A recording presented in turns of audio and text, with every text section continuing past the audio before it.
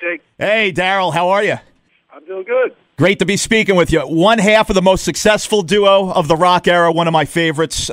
Your music means so much to me and so many others. I so appreciate your time. It's an honor. Sure, no problem, man. I want to talk to you about this new single that you have out called Philly Forget Me Not. Of course, you grew up in the Philly area. Does this have a lot to do with your times back in Philly, back in the day? Well, yeah, that's what the song's about. I mean, it's about the idea that I've been away. You never really leave Philadelphia in your heart.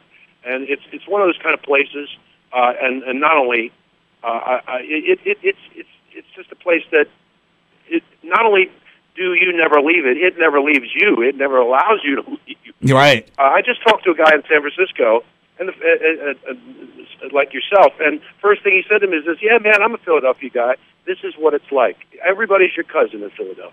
And it's one of those things, man. And that's what the song really is about. Now, you hooked up with Pat Monahan and Train. Pat Monahan, just a great guy, great musician. The whole band is great. You worked with him on Live from Daryl's House back in the day, your show, and that's how you guys connected? Yeah, that's correct. Right away, I got along with Pat. He's one of those kind of people. He's such a friendly guy. He's so funny, and I just really like him. And we never were, unlike a lot of the guests on the show, who I just meet for that moment, and then I don't really have a lot of contact afterward.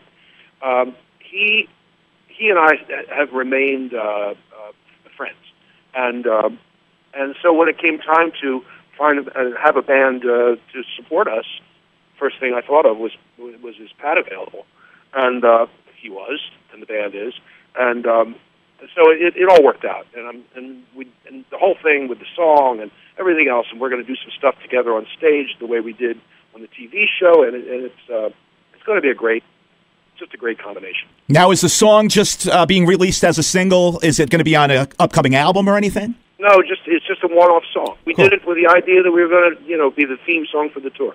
Awesome. Well, of course, you're going out. Hall & Oates going out with Train. The tour kicks off May 1st, Sacramento. You're going to be in Philly on May 26th. I want to talk to you about that, the Hoagie Nation Festival. Also, Boston, June 7th, June 14th, the big show at Madison Square Garden. Now, this is a Hall & Oates event, this Philly Hoagie Nation Festival, correct? This is the second year I think you're doing it? Yeah, this is our second year, and it's the first year we did it was quite successful, so here we are again. We're doing a 2-day event this year, and it's going to have some great, Pat's going to be on it, Train's going to be on it, right? And the Fits and the Tantrums, Hall & Oates, a couple of, a bunch of other bands. One of my favorite Southern bands, Marty Stewart's going to be there. No, he's great. It's going to be a great festival. And I named it Hoagie Nation because that's, again, to get back to that, like the song. It's one of those things that unites Philadelphia is the love of fast food. Sounds like a fun event. That's the show I'm going to try to check out, actually, the Philly Hoagie Nation Festival. Great. Let's talk about the Hall of Fame, Daryl. Back in 2014, you finally get recognized for all your great work you've done with John Oates. And what did that mean to you, the Rock and Roll Hall of Fame induction? Well, when you say I finally got recognized by a bunch of managers and journalists and other politicos in the music business. I think I was recognized a long time before. Exactly. But that's the nature of the Rock and Roll Hall of Fame. And having said that, it's a good thing to be noted and included in probably the most important musical time in history. And I don't say that lightly. I think in the past 75 years have been that. It's a true golden age of music, and I'm just glad to be included as part of that.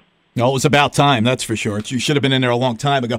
Let's talk about Daryl's House Club, because I've been to this venue. I lived in Pauling for a time. I also lived in Dover Plains. I'm now in Poughkeepsie, but the Hudson Valley, a great place. I know you've called the Hudson Valley home for many years yourself, and you have a great venue, Daryl's House, the club there, right on Route 22 in Pauling. Tell us about that and all the great artists that you've been having play there in recent years.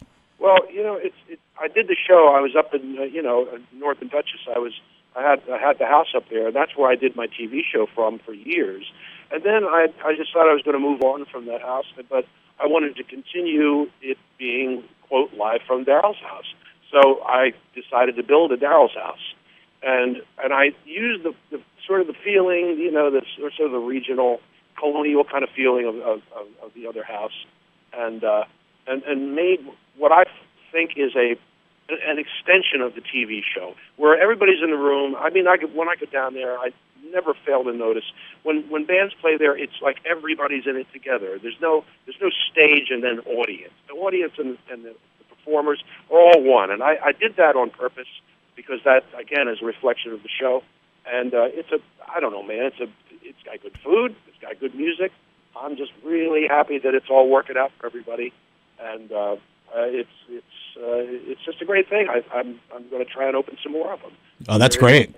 Daryl'sHouseClub.com for the venue, and you can always call them at 845-289-0185. I've seen a couple of great shows there, Daryl, including Graham Bonnet from Rainbow, great singer I've always respected over the years. Got to see him, Jeff Tate, who played with Queensryche. A great eclectic mix of bands you put in that venue, and it's just a great thing to have for Dutchess County. I think so, too. I agree. And you're live from Daryl's House show. Where could we see that? Is it still on the Palladia channel? No, we're going into production in the fall. Okay. And we're not sure where it's going to be shown yet. It probably will be more in a streaming situation. So we're still working on where it's going to be shown, but we're going to go into production, as I said, in the fall. Great show live from Daryl's house. Sammy Hagar, his appearance was awesome with you. The guys from Cheap Trick. I mean, just so many great performances. Let me just ask you quick. I know you've been very outspoken about dealing with Lyme's disease over the recent years. How are you doing with that these days? Well, I'm pretty good. That's all I could say. I mean, everybody knows in our area that what people tell you is wrong, and if you get this thing and it goes chronic, you don't really get rid of it. So I've been lucky enough to have really good doctors in the area, and I'm just fine now. That's the best way I could put it. And I just strongly advise anybody that gets bit by a tick to please go to somebody that knows what they're talking about and be treated properly, because it can get pretty serious otherwise. Okay. We've been speaking to Daryl Hall from Hall & Oates, of course. The tour with Train kicks off, as I said, in Sacramento, and some New York area dates. May 26th, the Philly show, the Hoagie Nation Festival, Boston, June 7th, June 14th at MSG.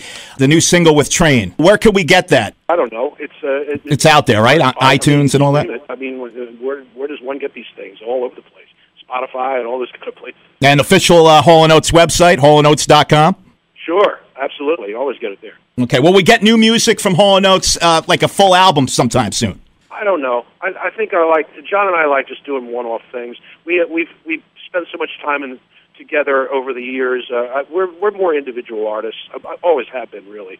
But I think that our bodies of work now are more individual. But that doesn't stop every once in a while doing something together. Well, Daryl, just a big fan. Being a child of the 80s growing up, just love your music. You were all over MTV, and everybody loved Hall & Oates. Who doesn't love Hall & Oates? Thank you so much for taking time to chat with us today. It's very cliche, but I'm going to say it. You made my dreams come true today. Ow! Thanks, man. Sure, man. All the best. Thank you.